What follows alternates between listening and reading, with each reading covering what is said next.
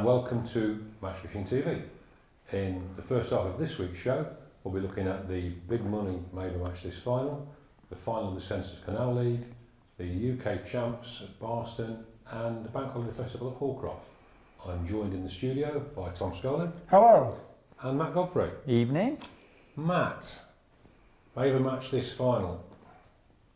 What You let us down. You've cost me a fortune in bets this last couple of weeks. I'm sorry, Rod. I told you you're daft for putting money on He's me. like you, Dan. 35 grand I were expecting at end of match. I bet you are and all. Go on then, what happened? In all seriousness, what an event.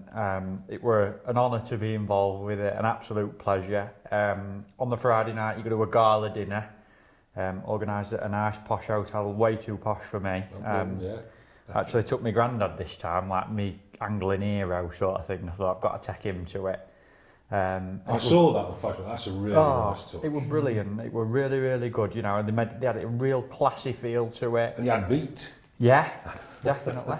But the highlight of the evening was the announcement of the prize fund. And they drummed it up with a big video, and all they'd put on all the letters was guaranteed 50,000, a minimum of 50,000 to the winner. And obviously there's been a few changes happening at Maver, so I thought maybe the money will drop, because last year I think it was 60 or 65. And they've drummed it up, stuck the video on, and everyone's waiting in anticipation. And it's come along, bang, £70,000 announced to the winner. That's the biggest ever single prize to my knowledge that's been paid out, isn't it? Certainly in European fishing, as far as I'm aware. I mean, I know they get some nonsensical figures in American bass fishing competitions, but as far as European style match angling goes, incredible. Yeah, that is a massive amount of money. You could see looking around the room, everyone were having a laugh and a joke all night, and as soon as that went up, it just went quiet, and everyone looked really serious. I'll not drink that last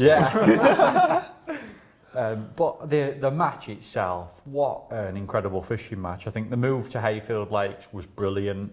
There were a lot of fish caught, 1,124 kilograms of fish caught between 24 anglers. That's awesome, isn't it? An average of about 46, 47 kilos per angler. It's over £100 a man, then, isn't it? Average. Yeah, it were fantastic. And you observed the match, didn't you? Tell them a little bit about the excitement there. It were a great match to watch. Absolutely awesome. I mean, everybody was into fish from the start, but I found it a bit difficult being your bank runner, to be honest, because probably after an hour, I effectively knew you were out of the race, because John Winkup and Jamie Hughes got up after such an amazing start. They probably had over £100 in the net on the turn of the first hour, and you got one skimmer, hadn't you, at that point, I think. So I went down with you. I thought, how can I make this sound positive? I said, keep me up to date. Tell me every hour. Tom. So You're not doing very well. I said, it's a good job with paid sections, mate. You're fishing for your £1,000 quid. Yeah.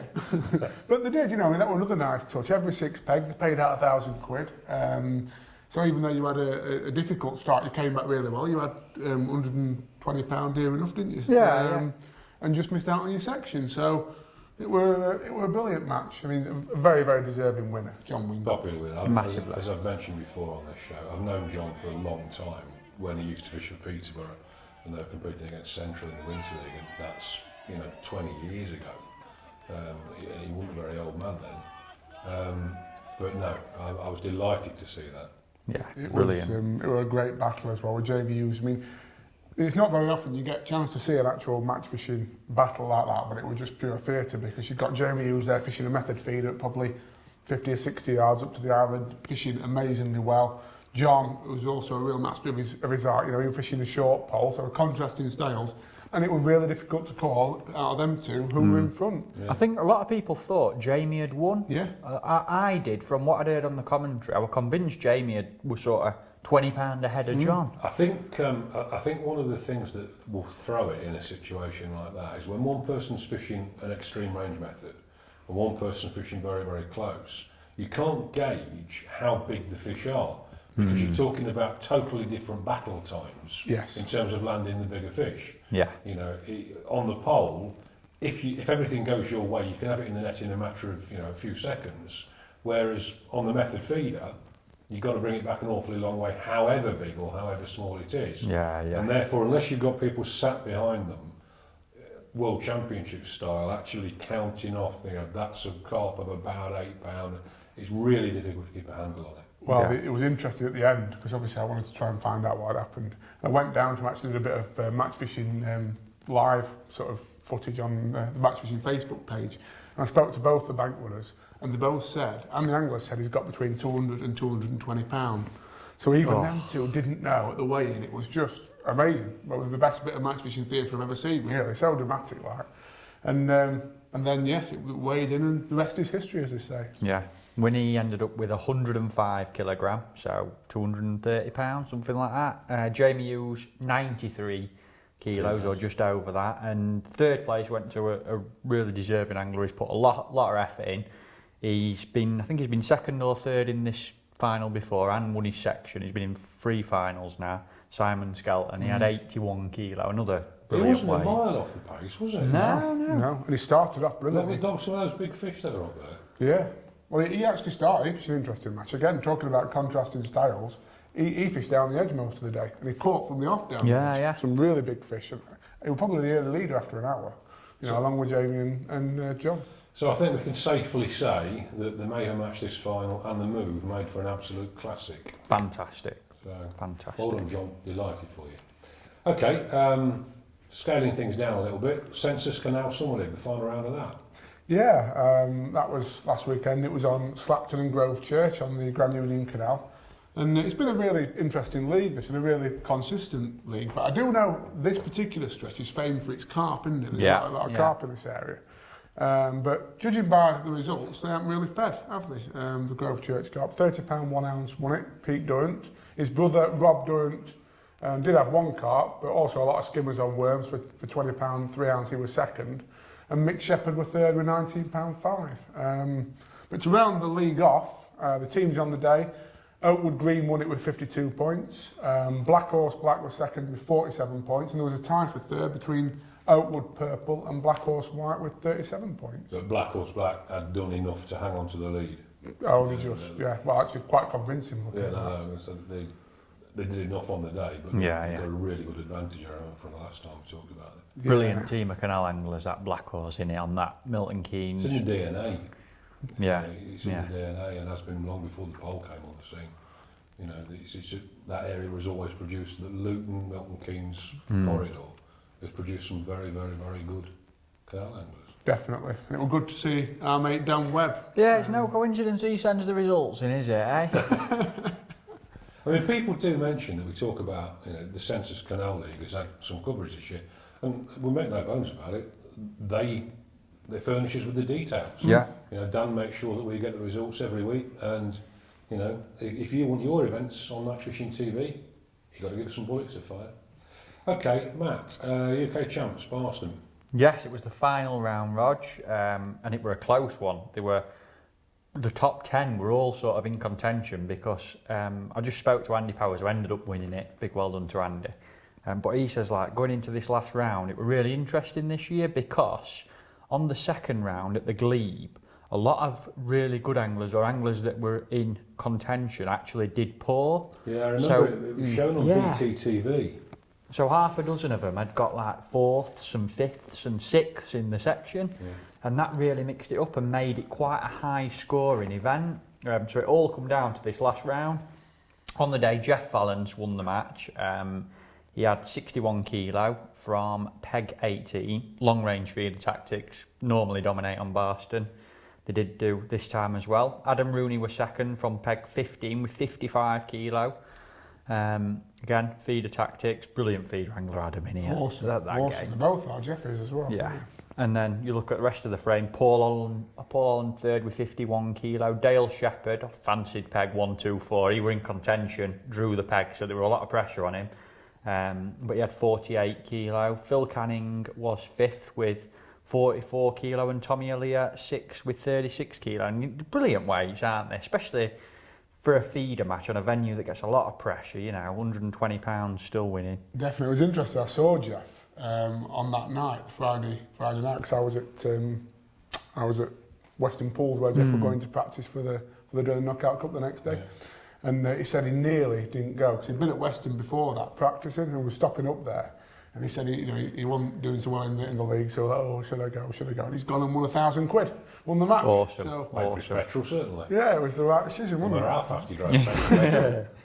But onto the top 10 overall, though, like I said earlier, we're won by Andy Power. It's the second time he's won it. He's only fished 4 UK champs, one of the most prestigious and, in my opinion, one of the hardest match fishing events to win. And he's won 2 of them. 2013 he won, and he's won again this year. He had 8 points. And I had a chat with him this morning on phone, and I said, Andy, what do you reckon it is that makes you win these sort of events? And he says, well, it's different to other kinds of match fishing because you're fishing for points. He says it's very much a team mentality, and every fish counts, and nicking an odd and dart edge late on. And he says it's to boost yourself.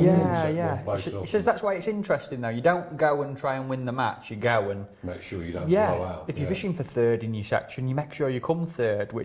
And I was sat there to you this morning, wasn't I, after talking to him, and I said I'd love to fish that next year. It sounds a bit different. Second with Dale Shepherd, same points as Andy Powell, but missed out on, I don't know whether it were section points or weight. I'll tell you the interesting thing I thought about that result though. If you remember, we talked earlier in the year about the new rule that's been brought in, where it's 0 points for a match win. So the fact that Andy Powell won the first round has won him the UK champs this year, because otherwise Dale would have beaten him by a point. So, love it or hate it, that rule's made the difference, hasn't it? Personally, I like it, Made it interesting, hasn't it? I'm not sure I'd be saying the same thing if I were Dale. But Chris Barley was third, and Andy Kinder fourth. So, well done to them all. Okay, and finally, Tom, Hallcroft Bank Holiday Festival. Yeah, this was a really sort of interesting event, obviously last weekend. But the weight's been so consistent at Hallcroft this year, haven't they? Really good fishing. Steve Clark, old Trentman legend, he won it with 204.15 on the second day. First day, I think he was up there as well with £204, so very even split in his weights, because he won the festival overall with £408. So a lovely 2 days fishing. But fished its nuts off on that second day, hasn't it? There, you look at them weights. Unbelievable. £200 second, £185 third, £165 fourth. It's just great fishing. Fish soup. So, well done, Steve. Okay, we're going to take a quick break, and we'll be back to you in a couple of minutes.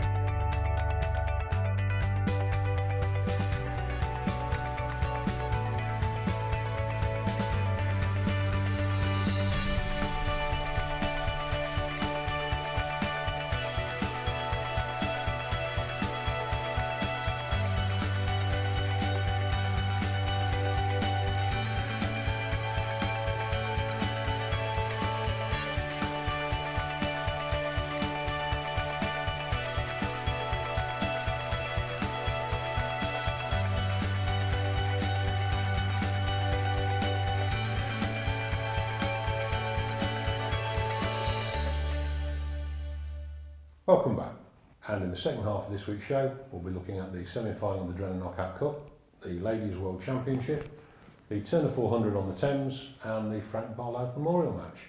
Tom, straight over to you, Drennan Knockout Cup semi. Yes, it was a good match, a very close match for a lot of people concerned, which was exactly what we wanted really. Robbie Griffiths, who was a local expert, a lot of people tipped him as the favourite for this. He actually went on to win the match, but surprising as it sounds, he didn't have it all his own way, because there was one area of the lake that a lot of people really didn't fancy. It was sort of a bowl area with some lilies in it, but a lot of people said in the days or weeks leading up to it, there'd not been a lot of fishing there, and he drew in there. But the way Giles Cochran, who pegged the match for us, had pegged it, meant he got quite a lot of room in there. And although he started off slow, reports coming around with it was struggling early. He's come back really strong. He's got a lot of fish on pellets shallow up to the lilies opposite him, and he's ended up winning with £150 11 ounce. So which was a clear one, wasn't it? A clear one, yes. Ian Didcott was second with £116 7. Steve Barraclough, the third finalist, with £115 10, and the final finalist was Warren Martin, who had £114 9. So it's a strong lineup for the final. It is. It's That's on Docklow. Yes, Docklow match like that is. It's on the 17th and 18th of October. Put it in your diary because spectators are very welcome. Definitely. Be an exciting match to watch that with them four in it. Well, Oh, it'll be a brilliant match, you know. Ian Didcott, obviously vying for his second title. He could be the only person to have won it twice. But I'll tell you what I did notice about the Drain Knockout Cup, though, having got knocked out. I mean, got knocked out in style, I'll say. I was last on the day, so I'll get that one out there. Right. But you did get bragging rights in the office. Well, yeah, I suppose so. But one thing I noticed about getting this far in the competition and not actually making it to the final, a lot of people come up to you and say, "You got knocked out yesterday, didn't you?" I should have gone out earlier and nobody would have noticed. I must have had 30 people come up to me at Hayfield, "Got knocked out yesterday." never mind. Mate. And we've got a short video from the event as well. Yes. Okay. Well, today has been the semi-final of the Drennan Knockout Cup here at Tricast Western Pool. And I'm joined by the match winner. And I must be honest, it was no great surprise to me when I learned Robin Griffiths had won. You've had a good day, haven't you, Robbie? Yeah, it's been nice. It's just a bit funny today for a lot of people, but I've drawn an area I didn't really fancy, but I've had quite a bit of room, and as it turns out, that was probably quite a good thing on the day. I've managed to keep fish coming throughout the match, like just old fish, shallow, fish short, pellets, so it's been quite good, yeah. Brilliant. I mean, the place you actually drew was not an area you particularly fancied this morning, though, was it, really? No, it's in the bowl of the lake. It's yeah, you wouldn't really fancy it because there's two arms which are really good, and then there's the main straight which you catch a lot of carp on. So in the bowl, it's a bit deep, and there's not always a lot of fish there. But yeah, as it turns out, there's been a few fish that actually turned up today. Absolutely brilliant. And now, obviously, you're through to the final at Docklow Pool. There's yourself, Ian Didcott, Warren Martin, and Steve Barraclough. Do you fancy it? All class anglers. So try and get a bit of practice in. It's only about an hour away from home, so I should get a few matches in, hopefully, a bit of practice. So yeah, we'll see what happens, but you've got to fancy chances, but they're all great anglers, so we'll have to see. Definitely. Robbie, very best of luck and well done today. Thank you, mate. All right, Tom. Okay, so that's the Drennan out of the way until October. Matt, Ladies World Championship. Yes, it was an exciting one, Rog, because the venue that it was at, Mérida, in Spain, is really, really prolific. But usually it's like big carp, big carassios, and odd barbel and stuff on the long pole and slider and bollow that dominates. This year they went, and I spoke to Abby Kendall, one of the England ladies herself, and she said that they'd lowered the river earlier this year to get rid of some weed, and because they'd lowered the level, all the fish spawned several times. So there's been a massive boom of small carassio, and they've got there. And she says that at first, like bleak fishing. Yeah, they were dropping the rigs in the edge to ship out and getting these carassio on. So all the teams have ended up fishing for them, and they were catching like 300 to 500 of these little carassios on either a short pole, chipping in and out really quick, or even a whip. In just 3 and 4 hours, they were catching 300 to 500 fish. So it were amazing fishing and different to normal. And I spoke to her on the Friday night before the first day, and they really fancied it. You know, they've got a team of speed fishermen, well, fisher ladies. And unfortunately, they didn't quite do as well as they wanted to on the first day. They had a good score, 28 points, but that put them 5th. But still well in contention going into that second day. And they scored less on the second day, 24 points, but unfortunately, the 52-point total wasn't quite enough, and they ended up 4th, missing out on a medal by 13 points. I think the problem is if you have a poor first day, and you know, you're relying on 3 or 4 teams to do badly to let you back in. And they're not all going to do badly. It's sort of out of your control, isn't it, at that point? No matter how well you do, you're relying on them to do badly. When you look at them top 3 teams, though, I mean, Poland won. Spain, the country that it's hosted in, was second, and Mérida's one of the biggest match fishing venues in Spain, so the team probably know it well. One's got to think that they can't have been surprised by this explosion of these little carassio, are they? Definitely. And then Italy were 3rd, another country that's used to catching them fish and are brilliant at fishing. So 4th in such a strong field is a brilliant achievement, in my opinion. Well done to them. Absolutely brilliant. Well done, ladies. Did us proud. Okay, the Turner 400. Now, this is a match that has got a very, very long history. Yeah, it's what I've sort of heard about for, the last few years. And a very interesting match on the River Thames. I mean, the thing that struck me about it, obviously I fished the Thames a few times this summer, practicing for the Drennan, but It was won with Chubb. Mick Nice. Denton won it. It was a... You sound surprised. There used to be they used to be one of the main go-to fish on the Thames. So, yeah, but I mean, all we hear about the last few years on there has been roach and bream. And speaking to Paul Glenfield, he said the stretch we fished near Abingdon, he said, fish it in the summer, you won't see a chub. He says, go in the winter, and there's loads of them, you know. We had £32, which included 8 big chub and £10 a little fish on the pole. Second was Jeff Lewandon, another Dreaded Oxford angler. He had, again, chub on waggler to £5 on waggler and caster. And third, another chub weight, £19, 15 ounce. Chris Bowen had chub on waggler and caster at Radcott. So it was a chub day by the sounds of it. If I had to do one style of fishing until the day I died, that'd be it. Waggler fishing for Waggler chub. fishing for chub. Absolutely love it. And I mean, it is down in that part of the country. There are some great stretches for it as well. And I know that bream tend to dominate with bigger weights. I mean, you don't tend to catch £50 of chub anywhere, whereas £50, £60 bream weights are doable. Yes. You know, when those chub go. Why do you reckon there's not as many in our rivers now, or why do you reckon they're not feeding as much? I think there are just as many as there always have been. I just think they're very, very cagey. I think they've always been cagey. I think rivers are unclearer. Plus the fact I think an awful lot of people don't fish for them. I remember, fishing the Nene for years, and I used to frame and catch occasionally winning weights of chub on the Nene. I was absolutely certain, I was confident that they were in pretty much every peg. But you have to fish very single-minded. You know, if you're fishing for 3 or 4 chub on the waggler, you can be looking at a 15, 16 pound winning weight with 3 or 4 big chub. A lot of people just haven't got. It's a patience thing, and it is a gamble. Yeah. It really is a gamble. You can drop in and catch a roach, regularly, and you're always putting something in there. You set out your stall for chub. It's a very different way of fishing. Definitely. Very single-minded and positive in it. Yeah. But the winning team were, surprisingly, Dreaded Oxford. Paul Glenfield, Tom Hobbs, Steve Townsend and Steve Harwood. Second were Garblino Blackmore Vale, they had 96 points. And third were Turners, who had 84 points. So, a great match. Yeah, no, it's a good one for the calendar, that. Okay, and then finally, Frank Barlow Memorial match has been announced. Certainly has, a popular one, sells out really quick. I'd like to fish it myself this year, but I don't think I'm going to be able to get on it. But you're guaranteed a brilliant day's fishing there. The River Trent at Burton, it's the 20th memorial match for Frank, an old Trent legend. You probably knew him a lot better than I. I knew Frank very well, yeah. And I've got a lovely story to tell you about it. Really? Well, actually, no, the story's not about Frank. This was at the Evesham Festival a couple of weeks ago. And Dean Barlow, as you know, was filming Match Fishing Live with Joe Carras.